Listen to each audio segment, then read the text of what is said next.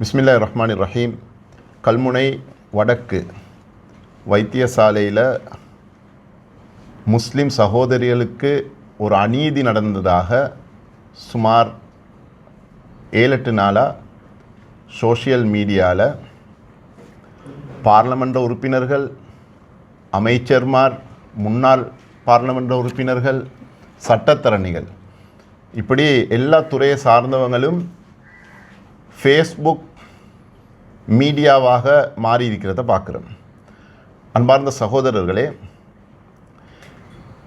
யார் யார் என்ன பொறுப்பில் இருக்கிறாங்களோ அந்த துறையை சார்ந்தவங்க அந்த துறையில் இந்த பிரச்சனைக்கு எப்படி தீர்வு காண்றது என்பதை தான் இங்கே நீங்கள் முக்கியமாக பேசப்பட வேண்டிய விஷயம். இப்படி ஒரு பதட்டமான சூழ்நிலை, இப்போ இந்த பதட்டமான சூழ்நிலைன்னு செல்கிற நேரம் ஆளும் கட்சியில் இருக்கிற இந்த டிஸ்ட்ரிக்டை சேர்ந்த ஆதம்பாவாக கொஞ்சம் நோவும். என்னோட இந்த முயற்சிகள் இப்படியே பேசப்பட்டு வருது. சட்டத்தரணியும் வாய்ஸ் கட் கொடுக்குறாரு, யூடியூப்பில் சல்லி சம்பாதிக்கிறோன்னு வாய்ஸ் கட் கொடுக்குறான், வெளி டிஸ்ட்ரிக்டில் இருக்கக்கூடிய பார்லமெண்ட் உறுப்பினரும் வீரவசனம் பேசுகிறாரு, நாங்கள் இதுக்கு முந்தி இந்த சைக்கிளரெல்லாம் கொண்டு வந்துட்டோம், ஸ்கார்ஃப் கட்டி போவேலும் யூனிஃபார்ம் போடுற லேபர்மார் என்று சொல்லி பல கருத்துக்கள் சொல்லி வந்தாங்க. அப்போ இன்றைக்கு நாங்கள் நேரடியாக அந்த வைத்தியசாலையில் இருக்கக்கூடிய ஏஓ சந்தித்தோம். அருள் என்று செல்லக்கூடிய சகோதரர், அவரை சந்தித்து பேசுகிற நேரம் நேர்மாத்தமான ஒரு கருத்தோட சொல்கிறாரு. சென்ற வாரம் கேபினட் டிசிஷனில் அமைச்சர்கிட்ட கேள்வி கேட்கல, அமைச்சர் செல்கிறாரு எனக்கு இதை பற்றி தெரியாண்டு சொல்லி. ஆனால் அதற்கு முந்தின நாள் இந்த டிஸ்ட்ரிக்டில் இருக்கக்கூடிய ஜேர்னலிஸ்ட்மார் கூட அவருக்கு கால் பண்ணி 10ஆம் தேதி ஆகஸ்ட் 9:40 அளவில் தேவைப்பட்ட நான் ஜேர்னலிஸ்ட்டை பேரையும் சொல்லுவேன், கால் பண்ணி இப்படி ஒரு சிக்கல் இருக்குதுன்னு சொல்கிறாங்க. ஆனால் அவர் 11ஆம் தேதி ப்ரெஸ் ரிலீஸில் சொல்கிறாரு எங்களுக்கு இதை பற்றி தெரியான்னு சொல்லி. நான் ஏன் இந்த விஷயத்தை சொல்கிறேன்டா, இலங்கையில் இருக்கக்கூடிய 9 மாகாணங்களில் முஸ்லிம்கள் மெஜாரிட்டியாக இருக்கக்கூடிய முஸ்லிம்களுடைய மாகாணம் என்று சொல்லி வர்ணிக்கக்கூடிய மாகாணம்தான் இந்த கிழக்கு மாகாணம். அதிலேயும் கல்முனை என்பது முஸ்லிம்களுக்கு உடனே நினைவு வரும் அஷ்ரஃப் சார். அப்படிப்பட்ட தலைவர் உருவாவின அஷ்ரஃபுடைய ஹரீஸ் போன்ற போராட்ட குணமுள்ளவர்கள் இருக்கிற இந்த பூமி, சுமார் 70% முஸ்லிம்கள் இருக்கக்கூடிய இந்த கல்முனையில் 200 வருடம் பழமை வாய்ந்த SM மரிக்கார் என்று சொல்லக்கூடிய ஒரு முஸ்லிம் தனவந்தரால் இடம் கொடுத்து பள்ளி கட்டி ஸ்கூல் கட்டி அப்படிப்பட்ட ஒரு ஹாஸ்பிட்டலில் அரசாங்கத்தால் நியமிக்கப்பட்டிருக்கக்கூடிய இந்த 9 ஊழியர்களும் அவர்களுடைய யூனிஃபார்முக்கு மேலால் ஒரு ஸ்கார்ஃபை போட்டு போகிறதுக்கு அனுமதி இல்லை என்று சொன்னால் இந்த நாட்டுடைய நிலைமை எப்படி இருக்கும்?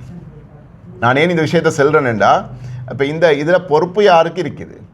இப்போ வெளிப்படையாக பேசுகிற நேரம் என்ன சொல்கிறாங்க, அதில் இருக்கக்கூடிய டிரெக்டர் சுகுணன் என்று செல்லக்கூடிய அந்த ஆஃபீஸர் தான் இவங்களுக்கு சைன் பண்ண இடம் கொடுக்கல, இப்படி ஸ்கார்ஃப் கட்டி வரவானம் என்று சொன்னேன்னு சொல்லி. இப்போ அவரை பற்றி ஏற்கனவே நிறைய குற்றச்சாட்டுகள் இருக்குது, ஊழல் சம்பந்தப்பட்ட குற்றச்சாட்டு இருக்குது. இதுக்கு முந்தி எங்களோட நாட்டில் இருந்த பயங்கரவாத குழுக்களோட இணைஞ்சு வேலை செஞ்சவர், அவர்கிட்ட ஆயுதத்தால் சாதிக்க முடியாமல் போனத பிறகு அரசியல் ரீதியாக அவர் அரசியல் பயங்கரவாத ஊடாக சாதிக்க பார்த்தாரு, அதையும் செய்ய கிடைக்கல. இப்போ அதிகாரத்தை வச்சுக்கொண்டு செய்ய இயலுமான்னு சொல்லி பேசும் அளவுக்கு இந்த டிஸ்ட்ரிக்டில் அவரை பற்றி பேசி வராங்க.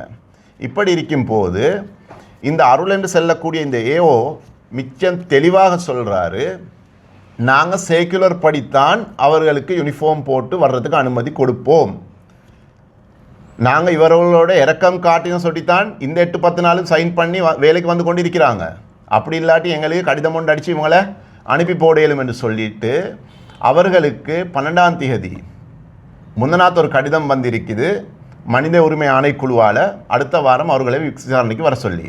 அப்படியான சூழ்நிலையில் அவர்கள் இன்றைக்கு ஹெல்த் மினிஸ்ட்ரி கடிதம் ஒன்று அனுப்பியிருக்கிறாங்க, இவங்க செக்யூலரை வயலேட் பண்ணுறாங்க, இந்த 9 பேரையும் இங்கேருந்து எடுத்துடுங்கன்னு சொல்லி. இப்போ எங்களுக்கு இருக்கக்கூடிய பிரச்சனை தான், காத்தாங்குடியில் இருக்கிற MP செல்கிற பொய்யை எப்படி உண்மைப்படுத்துறது, அப்படி இல்லாட்டி ஆதம்பாவா செல்கிற முற்றுப்புள்ளியுடைய அர்த்தம் என்ன? முற்றுப்புள்ளி என்று சொன்னால் அவங்களோட பிரச்சனை முடிஞ்சு அவங்களுக்கு இஸ்காஃப் கட்டி அந்த கல்முனை நோர்த் ஹாஸ்பிட்டலுக்கு வேலைக்கு இதுக்கு பிறகு தொடர்ந்து போகலும். அப்படி இல்லாட்டி போகலா என்ன சரி உண்ட சொல்லணுமே. நான் அரசாங்கத்துக்கிட்ட இருக்கக்கூடிய 9 பார்லிமெண்ட் எம்பிமார்கிட்ட, முஸ்லீம் எம்பிமார் ரொம்ப பேர் இருக்கிறீங்களே, நீங்கள் ஒரு சேலஞ்சாக அவங்கள்ட்ட சொல்கிறேன், சவால் விடுறேன். நீங்கள் 9 பேரும் சேர்ந்து 7 என்று சொன்னால் இந்த 9 சகோதரிகளையும் அதே ஹாஸ்பிட்டலில் அவர்களுடைய யூனிஃபார்மோட அதற்கு மேலதிகமாக இஸ்காஃபோட வேலைக்கு அனுப்பி காட்டுங்க. 7 மடா செஞ்சு காட்டுங்க. இப்போ சிலவங்க பேசுகிற நேரம் செல்றே இனவாதமற்ற அரசாங்கம், இனவாதமற்ற தலைவர் என்று சொல்லி உண்மையாகவே நான் அந்த கருத்தை 100% ஏற்றுக்கொள்ள மாட்டேன். இனவாதம், அதாவது இனங்களுக்கிடையில் வன்முறைகள் இந்த கடந்த 2 வருஷம் 3 வருஷமாக ஏற்படலை, அதை ஏற்றுக்கொள்கிறோம். ஆனால் இனவாதம் இல்லைன்னு சொல்ல வரவானம். உங்களுக்கு இந்த சேக்குலரில் தெரிய வரும். அரசாங்கத்துக்கு முதுகெலும்பு இருந்தால் அடுத்த வாரம் சேக்குலரை போடுங்க. சர்ச்சையான 2 சேக்குலர் இருக்கீங்க இன்னைக்கு. ஒன்றில் இப்படி ஆடை அணிந்து வரையலுமென்று இருக்குது, ஒன்றில் 7 ஆண்டு சொல்லி இருக்குது. ஒன்றை கேன்சல் பண்ணுன்றாங்க, ஒன்றை ஆக்டிவ் பண்ணுறேன்றாங்க. இவங்களோடு இருக்கக்கூடியவங்க சொல்கிறாங்க இல்லை அணிஞ்சு போகலும், இஸ்காஃப் அணிஞ்சு போகலும். அவங்க சொல்கிறாங்க இல்லை இன்றைக்கு சேக்குலர் என்று சொல்லி. ஏழுமெண்டா அரசாங்கம் உடனடியாக இந்த விஷயத்தில் தலையிட்டு அவர்களோட முடிவுக்கு வாங்க, இல்லை எங்களுக்கு இதை செய்யலும், இப்படித்தான் போகலும், நாங்கள் அவர்களுக்கு இப்படி ஒரு சலுகை கொடுத்து தான் இருக்கிறோம் என்றதை சொல்லுங்கள். ஏன்னு சொன்னால் நாளுக்கு நாள் இது சோஷியல் மீடியாவில் அதிகமாக பேசப்படுறதுனால எங்கேயாவது இதனால் ஒரு அசம்பாவிதம் நடக்கும். அதை பல பேர் பார்த்து கொண்டு இருக்கிறாங்க. ஏன்னா உங்களுக்கு விசேஷமாக தெரியும், கடந்த 7-8 வருஷமாக, கடந்த 15-20 வருஷமாக அமைச்சு பதவிகளில் இருந்து பெரிய லக்ஸரி லைஃப் வாழ்ந்த இந்த ஹக்கீம் மாதிரி அமைச்சு பதவி எடுக்காட்டிலும் பெரிய வரவேற்போட அரசியல் இருந்த சுமந்திரன்மாய் ஆட்களுக்கு உண்மைக்குமே அரசியலில் செய்கிறதுக்கு ஒன்றுமே இல்லாமல் இருக்குது. அப்படியான கட்டத்தில் இப்போ ஒரு அலைன்ஸாக வேறு மாறி இருக்கிறாங்க. ஏழுமெண்டா இந்த அலைன்ஸுக்கும் இந்த பிரச்சனையை முடிச்சு கொடுக்கலும். இப்போ அரசாங்கத்திலேயும் தான் அரசாங்கத்துக்கு வெளியே இருக்கிற செலவங்களும் செல்கிற என்னை எதிர்கட்சியுடைய சதி, எதிர்கட்சி இதில் அரசியல் காய் நகர்த்துறாங்க, லாபம் அடைய பார்க்க. எதிர்கட்சிக்கு இப்படியான வாய்ப்பை யார் ஏற்படுத்தி கொடுக்குறீங்க? இப்போ அந்த இப்படி சேக்குலரில் அனுமதி இருக்குமெண்டா அந்த ஹாஸ்பிட்டலில் இருக்கக்கூடிய டிரெக்டர் இவங்களை வரவானுமென்னு சொன்னால் அவருக்கு நடவடிக்கை எடுக்கலுமே. ஒரு கெசட்டை வயலேட் பண்ணுறாரு, சேக்குலரை வயலேட் பண்ணுறாருன்னு சொன்னால் அவருக்கு எதிராக நடவடிக்கை எடுங்க. அதை விட்டு போட்டு நடவடிக்கை எடுக்க வேண்டியவங்களும், பார்லிமெண்ட்டில் பேசக்கூடியவங்களும், கோர்ட்ஸில் போய்ட்டு கேஸ் போடக்கூடியவங்களும் ஃபேஸ்புக்கில் லைவ் போட்டுக்கொண்டு இருக்க வேணும். ஏன்னா இந்த பிரச்சனை இப்போ நாங்கள் கொழும்புலேருந்து இங்கே வந்தது இந்த 9 சகோதரிகளோட பிரச்சனைக்கு மாத்திரமல்ல. ஏன்னா ஒன்றோ அரசாங்கம் எங்களுக்கு செல்லணும், இல்லை சேக்குலர் இப்படித்தான் வாரேண்டா யூனிஃபார்ம் இப்படி மட்டும்தான் வரையிலும் இஸ்காஃப் போடலா என்று சொன்னால் விருப்பமானவங்க ஜொப்புக்கு வருவாங்க, விருப்பமானவங்க வராமல் விடுவாங்க, இதுக்கு அப்புறம் இன்டர்வியூக்கு வரமாட்டாங்க. அடுத்த கட்டம் நாங்கள் என்ன செய்கிறேன்றதை நாங்கள் யோசிப்போம். அப்படி இல்லை இப்படி வரையலும் என்று சொன்னால் அவர்கள் தாராளமாக இதுக்கு போவாங்க. அப்போ எங்களுக்கு பார்க்கலும் இங்கே இருக்கக்கூடிய நிர்வாக பயங்கரவாதம் வெல்லுதா, ஏகேடியுடைய அரச சட்டம் வெல்லுதான்னு சொல்லி. ஆக அன்பார்ந்த சகோதரர்களே, இந்த விஷயத்தில் மிக தெளிவாக இருந்துக்கோங்க. இது வெளியே உள்ளவங்க வாட்ஸ்அப்பில் ஃபேஸ்புக்கில் பேசி முடிக்கலுமான பிரச்சனை ஒன்று அல்ல. அடுத்த வாரம் ஹெல்த் மினிஸ்ட்ரியால் இவங்க போட்டிக்கிற கடிதத்துக்கு இவங்களை தூக்கிடுங்கன்னு சொன்னால் அவங்க கட்டாயம் தூக்கிடுவாங்க. ஏன்னா இந்த டிஸ்ட்ரிக்டில் விசேஷமாக கல்முனை என்றது அந்த நாளையிலிருந்தே பிரச்சனைகளுக்கு கூடுதலான ஒரு இக்கட்டான சூழ்நிலை இருக்கக்கூடியதான். அதனால தான் நாங்கள் ஆரம்பத்தில் இருந்தே சொன்னது, இந்த கிழக்கு மாகாணம் முஸ்லீம்கள் மெஜாரிட்டியாக இருக்கிற மாகாணத்தில் சீஃப் மினிஸ்டர் கூட முஸ்லீமாக ஒருத்தர் வரணும், கவர்னர் கூட முஸ்லீமாக தான் இருக்கணும். துரதிர்ஷ்டவசமாக முஸ்லீம் அல்லாதொருத்தர் இருக்கிறார். எப்படி வடக்கில் தமிழ் மக்கள் மெஜாரிட்டியாக இருக்கக்கூடிய அந்த ப்ராவின்ஸில் ஒரு தமிழ் மனுஷனை கவர்னராக வச்சிருந்த அரசாங்கம் கிழக்குக்கு அப்படி ஒரு சந்தர்ப்பத்தை முஸ்லீம்களுக்கு கொடுக்கச்சு, ஆனால் கொடுக்கல. ஆனால் இது போன்ற விஷயங்களை வென்றெடுக்க வேண்டிய பொறுப்பு எங்களுக்கு இருக்குது. அதனால் தயவு செஞ்சு கல்முனையில் இருக்கக்கூடியவங்க ஏற்கனவே கோர்ட்ஸில் கேஸ் போயிட்டு கொண்டு இருக்குது, கல்முனையை பிரிக்கணும், 4 பிரிக்கணும், 8 பிரிக்கணும் என்று 70% இருந்து கொண்டே உங்களையால் இப்படி ஒரு சின்ன விஷயத்தை கூட வெண்டெடுத்துக்கொள்ள இயலா. ஃபேஸ்புக்கில் லைக் போடுறதுல, கமெண்ட்ஸ் போடுறதுல, விடிய டிபேட் பண்ணுறதுல, வாட்ஸ்அப்பில் உங்களைய விட்டா ஆள் இல்லை. அதாவது நான் சொல்கிறேன் இந்த வாட்ஸ்அப்பில் இருக்கக்கூடிய முஸ்லீம்களை.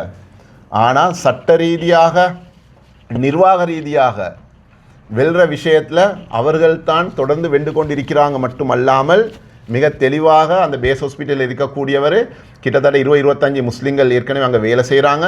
அதில் பெண்களும் இருக்கிறாங்க. அதில் இன்றைக்கு 2 பேர் வந்திருக்கக்கூடிய ஒரு லேடியை கூப்பிட்டு பேசினாங்க எங்களையோட. அவள் ஸ்கார்ஃப் போட்டு தான் வந்திருக்கிறா.